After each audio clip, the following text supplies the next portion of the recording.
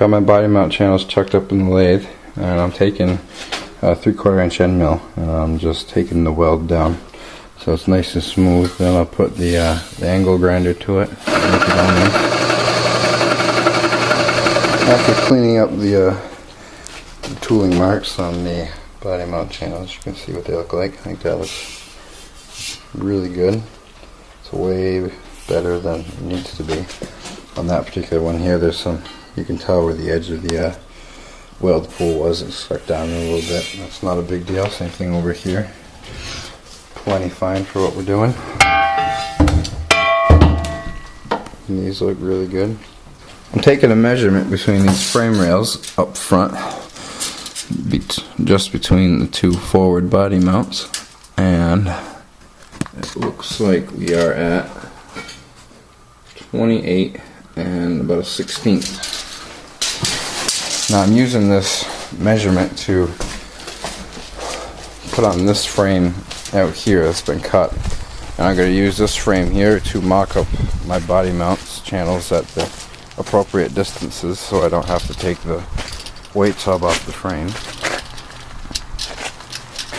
Here at 28 and a 1/16. That's crazy that that's been cut up and it's still the right length. Let me measure that again.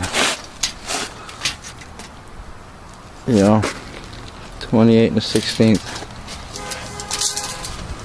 I figured I was gonna have to make a spacer piece in there and weld it to get it to be the right length. That's crazy. Before I can use this frame to mock up my body mount channels, I gotta fix this here so this sits flush. That was hit pretty good. If you look here, you can even see this might be hard for you to see, but this frame is dented in about a good 1/4 of an inch. That must have been a pretty hard hit.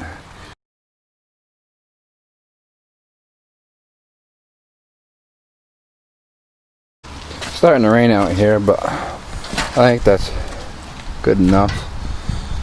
Doesn't have to be absolutely perfect. Here I got my body mount channels mocked up onto this frame, and I decided to weld an X out of angle iron in between here to keep them from moving. They measure up pretty square at 57/8 from side to side. Now I'll flip them over and tack the underside and put them up against the body and see how they look.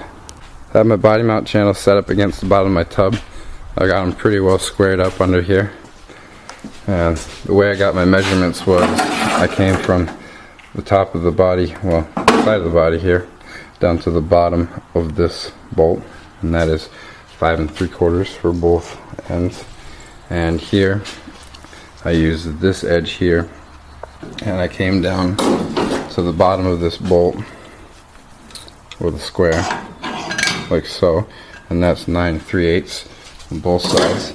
The other measurement I took to make sure I was centered front to back was from this edge of the bolt, the back edge, all the way up to this edge right here is 45 3/8. And on this tub here, I can say that measurement I just gave you. I put my tape on here, I ran it up to the front, right to here, and that's where I got my 45 3/8 measurement. That should put me in the ballpark. It should be close enough.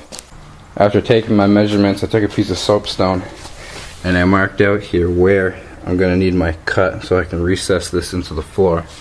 Because if you look here, look down the side, there's a difference in the floor. I've removed the body mount channels, and here on this patch panel you can see the variance in the floor I was talking about. I'm going to cut the taller part down right along here to match the lower part, all the way up through into here, and it's going to feather out.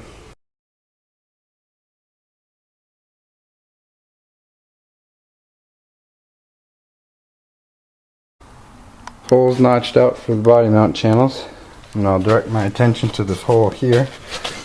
I'll get this patched, and then I'm ready to set my body mount channels back up here and get them tacked in place.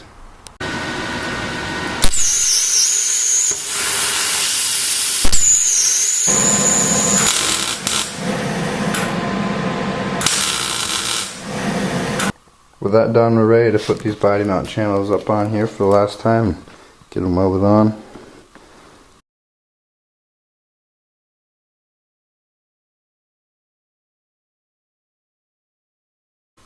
Alright, I got these body mount channels tacked in place.